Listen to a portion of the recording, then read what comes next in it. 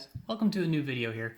So today I wanted to start potentially a new series comparing characters from Walking Dead All Out War to their same card in Walking Dead Call to Arms. So one of the big differences with Call to Arms is you'll need an entire new set of cards to play the game, and I want to try to explain what the differences are between the two. So today we're going to look at Brian Blake as the governor. So on the left, you have his all-out war card at the top of the card and work our way down. So in all-out war, the governor version of Brian Blake is 70 points. As compared to Call to Arms, he is 68 points in both games.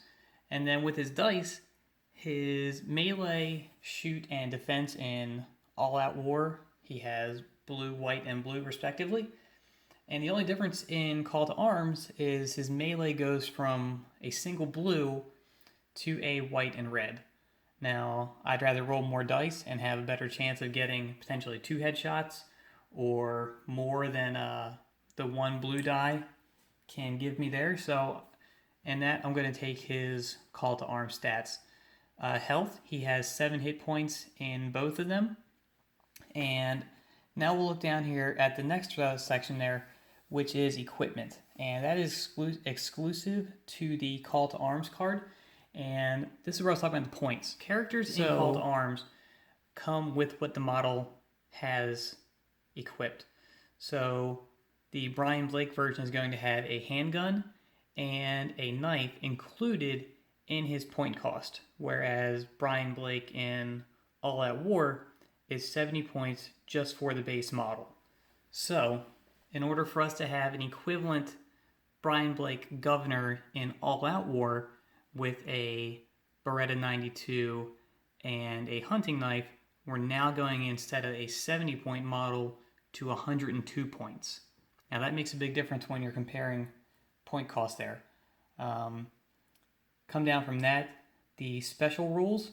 So All Out War has some more special rules, whereas Call to Arms doesn't, at least not right away.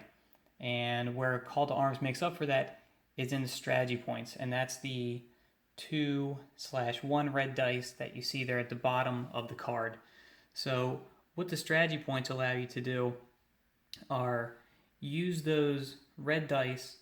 You can kind of cash them in to pull off other special rules that you wouldn't normally have. So Brian has his do as I say, where he can pick someone within 6 inches of him and have them do an extra activation even if they've already activated, which by itself is cool. It's not as great as his special rules, the brutal, hard to kill, or even to be more afraid of me that he has in All Out War, but he has access to a couple different rules that he can do in Call to Arms. He moves using these strategy points to grant people within 10 inches of him a free move action, an extra red die to someone else in his team if they target the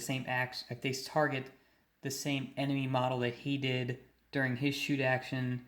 He can do a hold your nerve on his team to avoid the fear rule because there's no threat tracker in this, so there's no nerve value, which you can see on the card there. So he's got some different things that he can do with those strategy points, which are cool. You'll also see that he has it says Woodbury Commander and then Boss.